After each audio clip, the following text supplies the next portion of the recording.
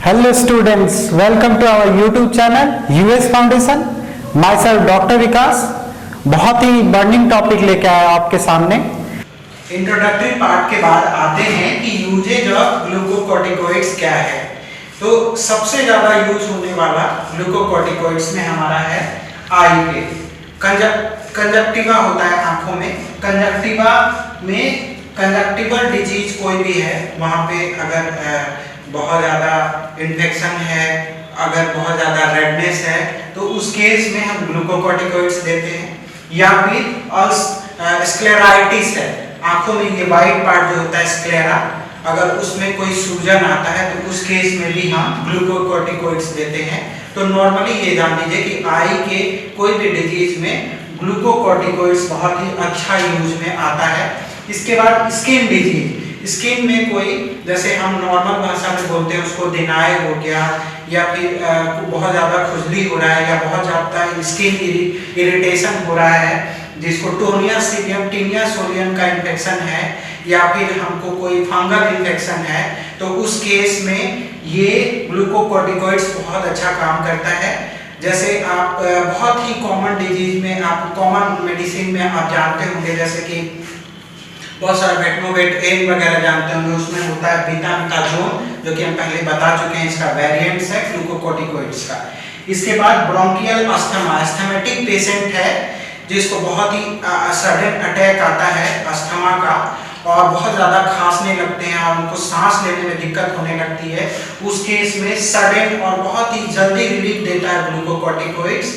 इसके बाद आ रही है मैलिग्नेंसी। मैलिग्नेंसी का मतलब होता है कि कैंसर है हमको, और कैंसर के बाद वो मैलिग्नेंट कर रहा है, मतलब एक जगह से दूसरी जगह फैल रहा है। आप जानते होंगे कैंसर, अगर मेडिकल स्टूडेंट्स हैं तो जानते होंगे कि कैंसर दो तरह का होता है, एक बेनाइन होता है, एक मैलिग्नेंट होता है। बेनाइन का मतलब जहाँ कैंसर है वहीं पे रहेगा, वो फैलेगा नहीं, लेकिन अगर मैलिग्नेंसी है तो वो फैलता है। तो मैलिग्नेंसी के केस में ग्लूकोकॉर्टिकॉइड्स बहुत अच्छा काम करता है। या ऑर्गन ट्रांसप्लांट कर रहे हैं, जैसे कि किडनी का ट्रांसप्लांट हो रहा है, या फिर लीवर ट्रांसप्लांट कर रहे हैं, या कोई भी ऐसा ऑर्गन जो है ऑर्गन डोनर के थ्रू हम ट्रांसप्लांट कराते हैं, तो उस केस में अगर कोई भी जैसे स्कार लगता है, या फिर कोई इंसिजन देना है, या कोई भी मतलब का काम है, तो उस केस में ग्लूकोकॉर्टिकॉइड्स बहुत ही जरूरी हो जाता है देना पेशेंट को।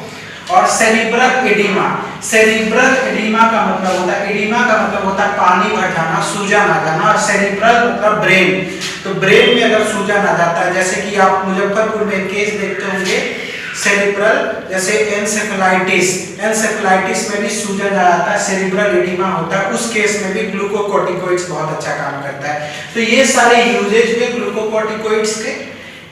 इसके बाद आ जाइए कि ग्लूकोकॉर्टिकॉइड्स हम जानते हैं कि बहुत अच्छा काम करता है, स्किन में बहुत अच्छा काम करता है, अगर कोई ऑर्गन ट्रांसप्लांट है, या बहुत ही सडन जरूरत है, कोई बहुत ही पुरानी बीमारी है, उसको ठीक करना है, तो ग्लूकोकॉर्टिकॉइड्स बहुत अच्छा काम कर सकता है। लेकिन ग्लूकोकॉर्टिकॉइड साथ ही साथ एक काम करता है, वो हमारे इम्यून सिस्टम को बहुत कम कर देता है। अभी बोला जा रहा है कि कोरोना या फंगल ब्लैक फंगस, ये सारा इन्फेक्शन क्यों हो रहा है, इम्यूनिटी हमारा वीक है। और हमारा जैसे हम जानते हैं कि डायबिटीज मेलाइटस एक केस है, ब्लैक फंगस में बोला जा रहा है कि अगर किसी को कोरोना है साथ ही साथ उसको डायबिटीज मेलाइटस है, तो उसको ब्लैक फंगस होना बहुत ही कॉमन हो गया। क्यों हो गया है? क्योंकि उसके अंदर इम्यूनिटी सप्रेस्ड हो गया है। पहले तो कोरोना में इम्यूनिटी अपने आप सप्रेस्ड हो गया, उसके बाद उसको डायबिटीज मेलाइटस है, डायबिटीज मेलाइटस में इम्यूनिटी ऐसे भी कम हो जाता है। उस केस में अगर हम ग्लूकोकॉर्टिकॉइड्स देते हैं तो और प्रॉब्लम पेशेंट को बढ़ेगा। तो कोरोना में लोगों ने खुद से ही ट्रीटमेंट स्टार्ट कर दिया। अगर डायबिटिक है तो उन्होंने नहीं समझा, ग्लूकोकॉर्टिकॉइड्स स्टेरॉइड्स का इस्तेमाल किया, उनका इम्यूनिटी बहुत नीचे चला गया, जिसकी वजह से बहुत सारा प्रॉब्लम फेस करना पड़ा। तो हमें ग्लूकोकॉर्टिकॉइड्स को किन पेशेंट्स को नहीं देना है? कॉन्ट्राइंडिकेशन, कॉन्ट्राइंडिकेशन का मतलब होता है वर्जित, किस केस में नहीं देना है? तो उनको डायबिटीज मेलाइटस, जिसको भी शुगर का प्रॉब्लम है, कॉमन भाषा लेमन लैंग्वेज में, या जिसको डायबिटीज है, उसको हम स्टेरॉइड्स नहीं दे सकते हैं।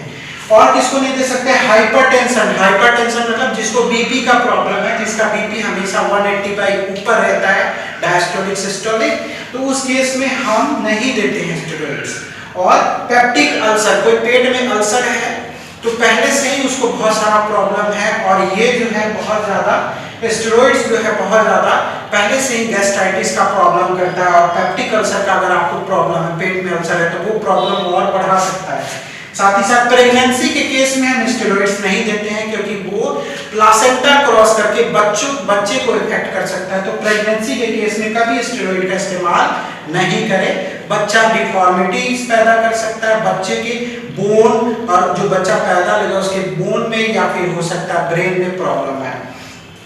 रीनल फेलियर का केस है, मतलब किडनी का प्रॉब्लम है, किडनी का प्रॉब्लम है तो रेनिन वगैरह पहले से हमारा जो भी बॉडी के मेटाबॉलिज्म को ठीक करने वाला चीज है वो कम हुआ रहता है। रीनल डिजीज है, हमको किडनी फेल है और उस केस में अगर हम स्टेरॉइड्स देते हैं तो वो बहुत ज्यादा घातक हो सकता है। एक है एपिलेप्सी।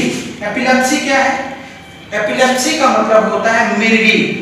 मिर्गी का प्रॉब्लम है, अगर किसी को पेशेंट पहला पास्ट हिस्ट्री है, बचपन से उसको मिर्गी का दौरा पड़ता है तो हिस्ट्री ले ले, दवाई देने से पहले स्टेरॉइड्स देने से पहले जरूर पूछ ले कि आपको पहले मिर्गी का दौरा तो नहीं आता। उस केस में प्रॉब्लम बढ़ेगी क्योंकि स्टेरॉइड्स जो है वो एपिलेप्टिक पेशेंट को बहुत ही घातक हो सकता है।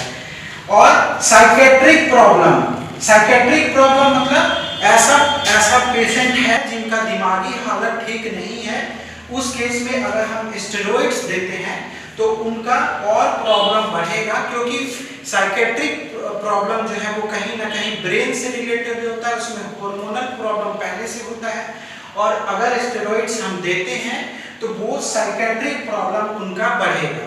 तो अगर हम स्टेरॉइड्स दे रहे हैं, किसी पेशेंट को रिकमेंड कर रहे हैं, प्रिस्क्राइब कर रहे हैं, तो ये बात जान लें कि स्टेरॉइड्स दो धारी तलवार है, जितना उसका यूजेज है उससे ज्यादा उसके साइड इफेक्ट है। तो इन सारी बातों को ध्यान में रख के आगे स्टार्ट करते हैं।